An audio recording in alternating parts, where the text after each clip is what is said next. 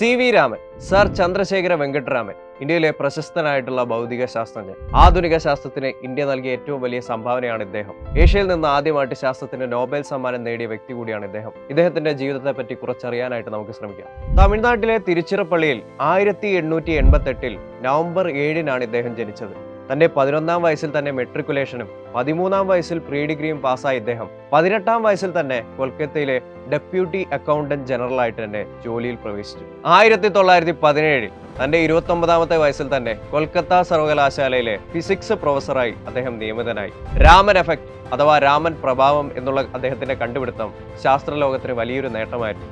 പ്രകാശം പ്രകീർണനം സംഭവിക്കുമ്പോൾ, അതായത് സ്കാറ്ററിംഗ് സംഭവിക്കുമ്പോൾ തരംഗദൈർഘ്യം വ്യത്യാസപ്പെടുന്നു എന്നുള്ളതാണ് ഈ രാമൻ എഫക്ട്. പ്രകാശത്തിന് കണികാ സ്വഭാവം ഉണ്ട് എന്നതും ഇത് തന്മാത്രകളുടെ ഘടനയെക്കുറിച്ച് പഠിക്കാൻ നല്ലൊരു ഉപാധിയാണെന്നുള്ളതും രാമൻ എഫക്റ്റിന്റെ സുപ്രധാനമായിട്ടുള്ള നേട്ടങ്ങളാണ്.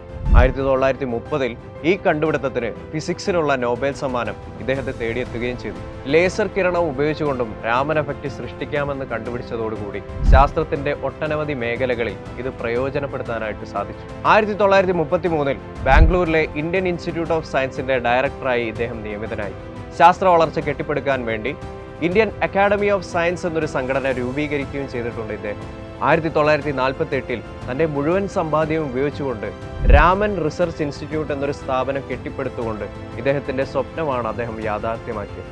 1954 ഇന്ത്യയുടെ പരമോന്നത ബഹുമതിയായ ഭാരതരത്നം ഇദ്ദേഹത്തെ തേടിയെത്തി.